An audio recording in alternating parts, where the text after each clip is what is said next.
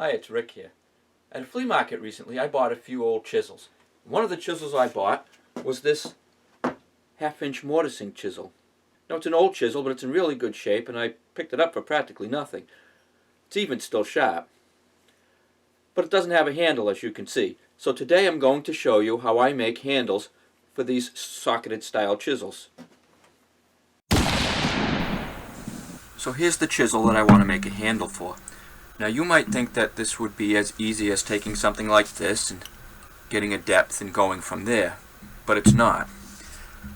Because if we look at this smaller socket chisel, you'll notice that the wood of this shoulder does not touch the metal. And if we take it apart, you'll see that the taper does not go all the way to the bottom, and that's the way that it should be. You don't have to have a gap quite this large, but you don't want the shoulder touching the metal and you don't want the bottom touching the inside. So what I'm going to do is I have a piece of half-inch dowel here. I'm going to put that inside the taper and mark it.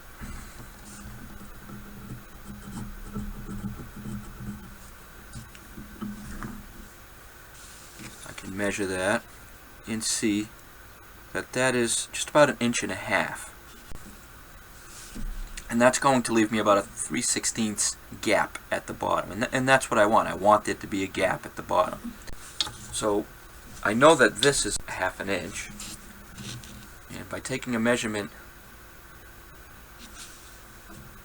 of the inside of the top of the taper,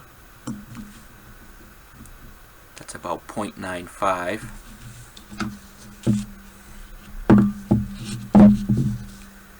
I can now get my angle from that. If I have a block of wood and I turn this down to 1/2 inch, I measure up the 1.5 inches and I turn this down to the 0.95 and connect these, then that should give me the taper that I need. Now I've already said that I don't want the wood shoulder against the metal, so I'll have to extend this a little longer than I want it and then turn the rest of my handle. So I have a piece of maple left over from my making gouges and chisels video, and I'm going to be mounting this in the lathe, and we'll turn it up for a handle.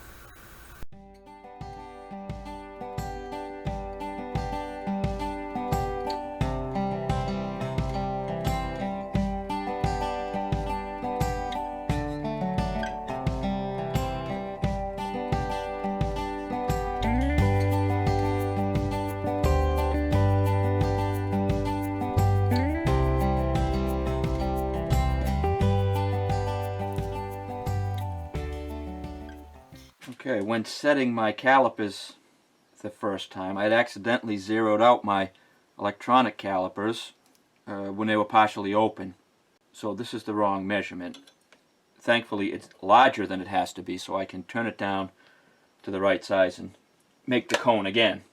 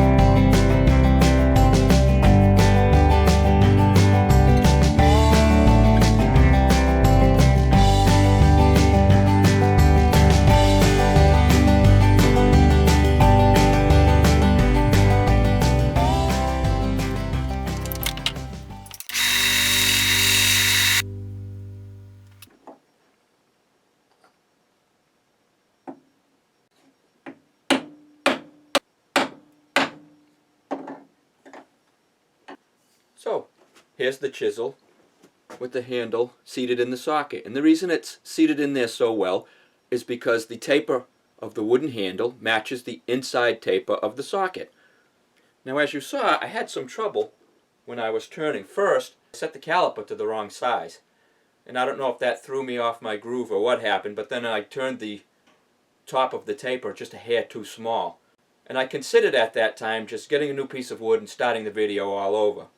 But then I decided this could happen to anyone, and it was an easy fix. Since I had a lot of wood to work with, I just took a 1/4 inch off the bottom of the taper, and I went a 1/4 inch further into the handle and basically just returned the whole taper before I started it on the handle. And as you see, it worked out fine in the end. And I now have a chisel ready to use when I need it. If you like my videos, please subscribe to my channel, and thank you for watching.